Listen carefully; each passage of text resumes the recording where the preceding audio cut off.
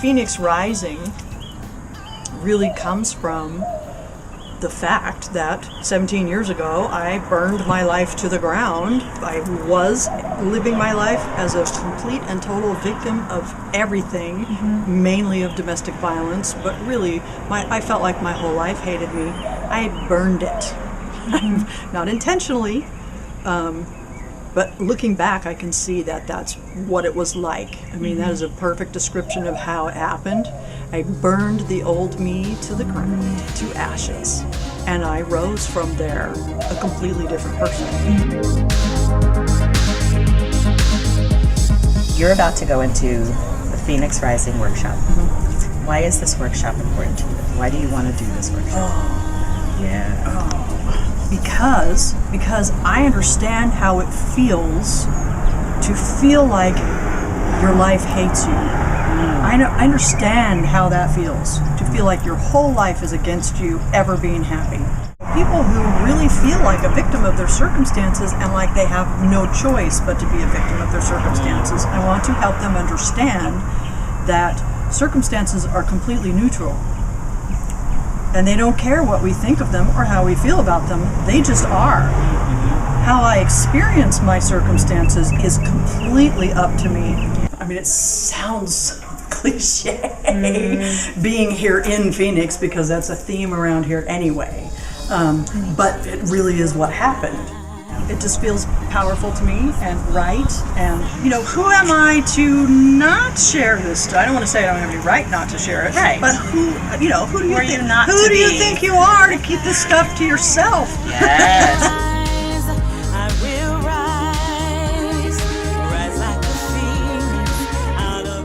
So excited for this journey.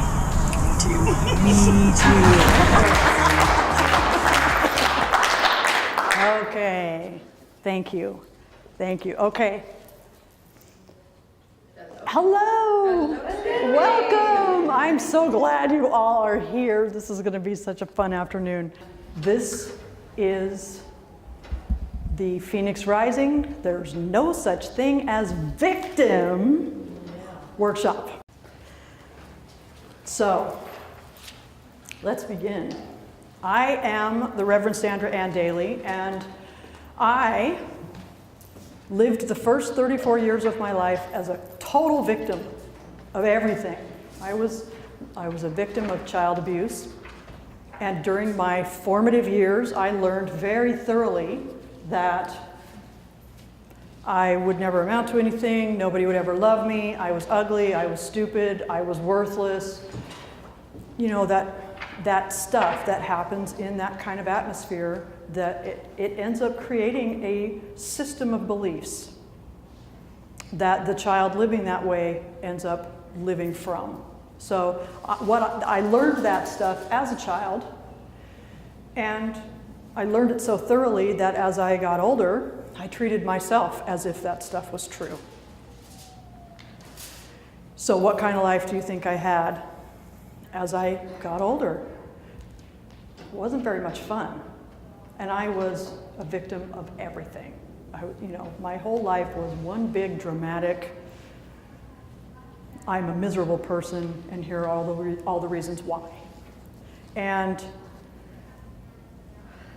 as an adult, because I felt like I was meant to be a victim, this was not a conscious thought, this was just what I knew about how my life was and how it was meant to be. I'm a victim. When people are nice to me, I don't know how to handle it, so I can't get involved with somebody who's nice because I would actually think of them as weird, either weird or boring. He's boring.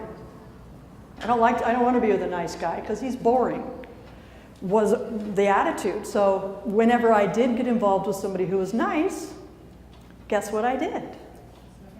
I would either completely sabotage the relationship so he would dump me and prove my belief about him to be true, or he's too weird, I can't handle him, and I would dump him. And so I always ended up with men who said things to me like, "You're too ugly to be seen in public with me.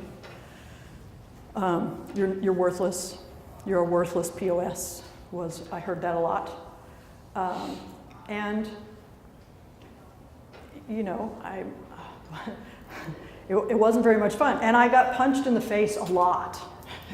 I got physically abused a lot. So much so that I wound up having to have my jaws locked together for 2 years, and I had to have 3 surgeries on my face just to get my mouth to somewhat work properly. And that's the kind of life I led until I was 34. And then let me just break from that and ask this question of you. When you hear the word victim, what's the first thing you think of? Anybody? What's the first thing you think of when you hear the word victim? Helpless. Sadness. Elvis? Helpless. Oh, I thought you said Elvis. Elvis? He was helpless. So yes, helpless. What else? Being taken advantage of. Suffering at the hands of somebody else.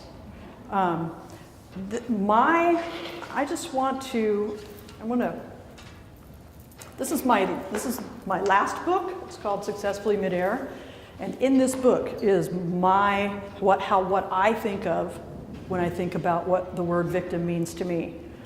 When I say I was a victim, what I mean is that I was living a life of domestic violence because I had an ingrained belief that there was no other option for me. I was not empowered, I had very low self-esteem, and I spent all of my time trying to do the impossible, trying to get my circumstances to change so that I could feel better emotionally when I observed them. Anybody in this room, do you know anyone, or have you ever done this yourself, who lives in a state of self-pity?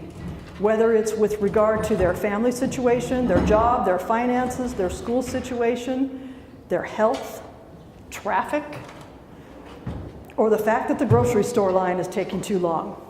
If they feel sorry for themselves or are depressed or angry because of whatever their situation may be, all that means is that they have handed their power over to something that has no power of its own to make them feel anything.